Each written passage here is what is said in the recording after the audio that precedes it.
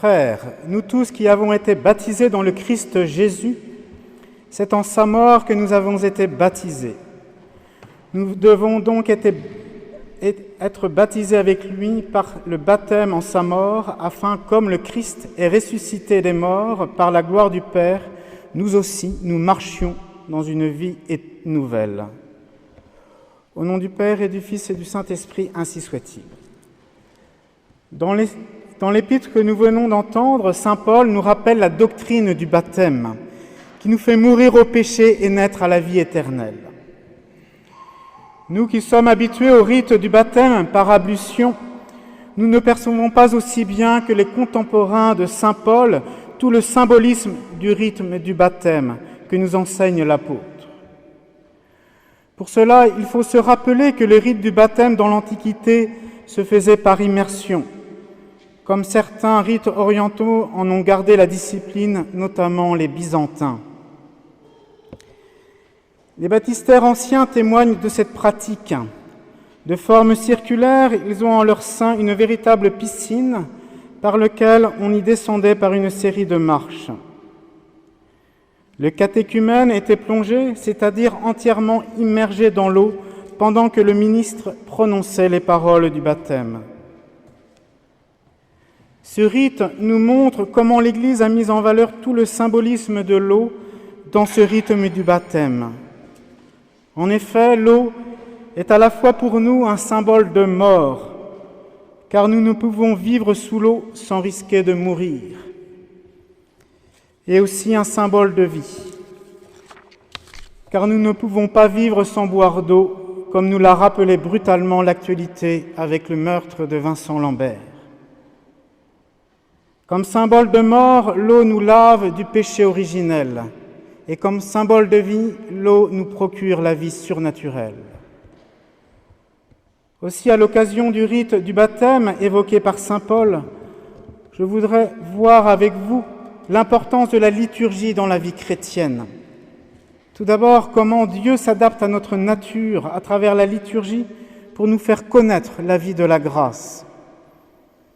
Ensuite, pour nous introduire à son propre mystère.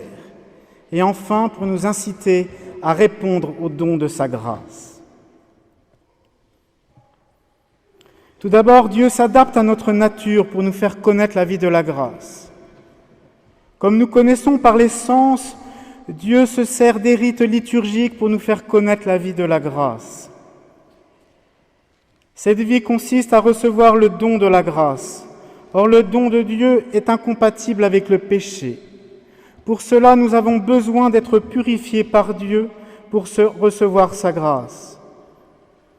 Pour nous montrer l'efficacité des sacrements, Dieu va le faire à travers les sacrements, où l'action divine dans l'âme est signifiée par l'action du ministre au niveau du corps.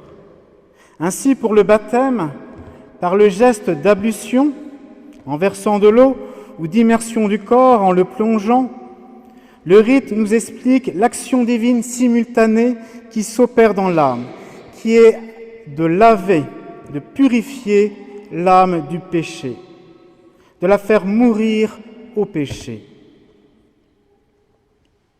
Dieu aurait pu nous procurer la grâce baptismale par une simple parole sans geste, mais il a préféré, en toute sagesse, de nous montrer l'efficacité du baptême en associant la parole à un geste. Au cours de sa vie terrestre, Jésus nous a montré cette façon de faire, ainsi en guérissant le sourd-muet. Il lui touche oreille et langue avec sa salive en lui disant « Ephphatha », c'est-à-dire « ouvre-toi ». Dans l'Antiquité, le baptisé ressortait après une autre série de marches, à l'opposé des marches par lesquelles il était descendu, pour signifier que le baptême est un passage, comme la mort, comme la mort due au péché, pour passer de la mort à la vie de la grâce. Après le rite du baptême, le nouveau baptisé reçoit 3 éléments pour signifier sa nouvelle vie. D'abord, une onction de Saint-Crème pour signifier qu'il appartient désormais pour toujours au Christ, que toute sa vie est pour Dieu.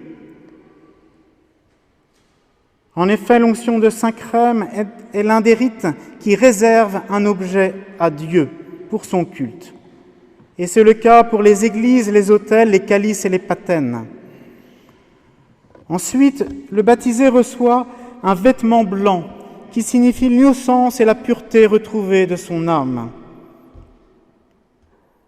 Cela montre que le baptisé doit témoigner de son baptême par sa vie exemplaire. Enfin, le baptisé reçoit le cierge allumé, qui signifie la lumière de la grâce. En effet, le baptisé doit témoigner de l'espérance qui est dans son cœur, comme le commande la première épître de Saint Pierre.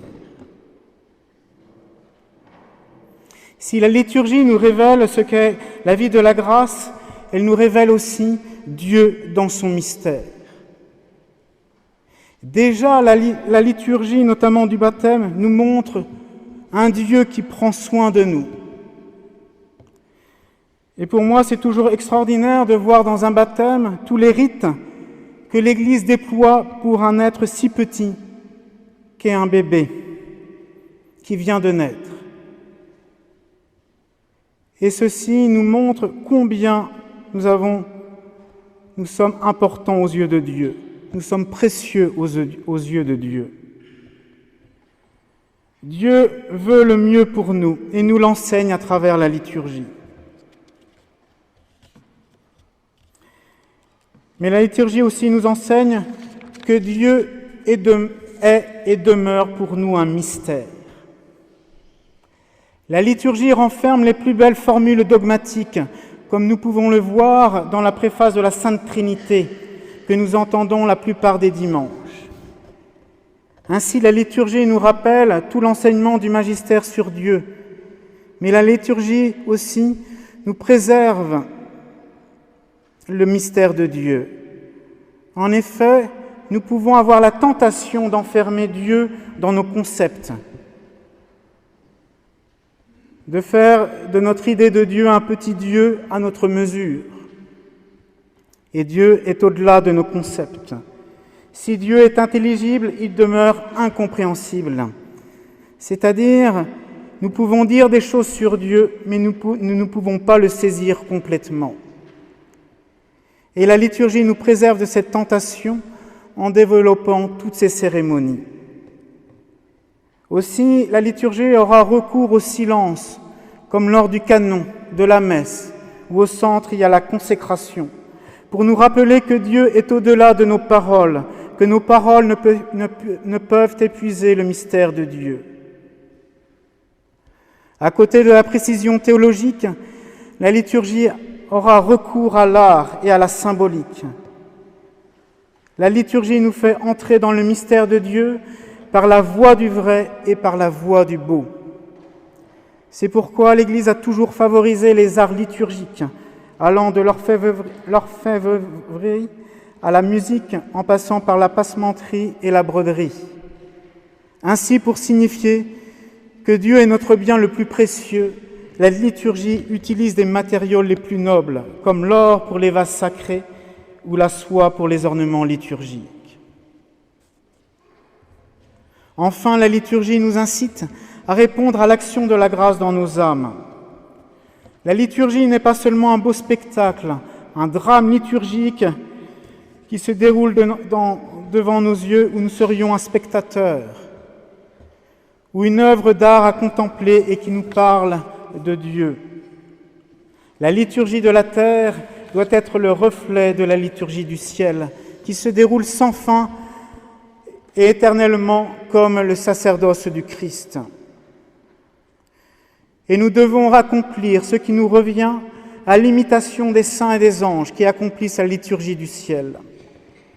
Par l'assistance à la messe, en prenant notre part au chant et en accomplissant les différents gestes de la liturgie, nous sommes à l'image des élus, les saints et les anges qui accomplissent la liturgie céleste. Ainsi, nous chanterons dans quelques instants avec tous les chœurs angéliques les Trisagiones, les 3 fois saints ou Sanctus, qui sera juste après la préface et avant de rentrer dans le silence du canon. Nous prêtons aussi notre voix à l'Église qui loue sans cesse son époux.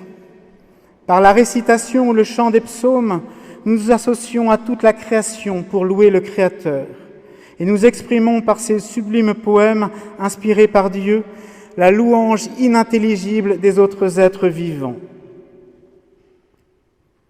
Alors, profitons des vacances pour nous réapproprier la liturgie, pour la faire nôtre, et ceci en redécouvrant toute la richesse de sa symbolique, en cherchant à remplir l'office qui nous revient au cours des cérémonies liturgiques, et enfin en redécouvrant tout notre patrimoine liturgique par des visites d'église ou des expositions sur la liturgie. Au nom du Père et du Fils et du Saint-Esprit, ainsi soit-il.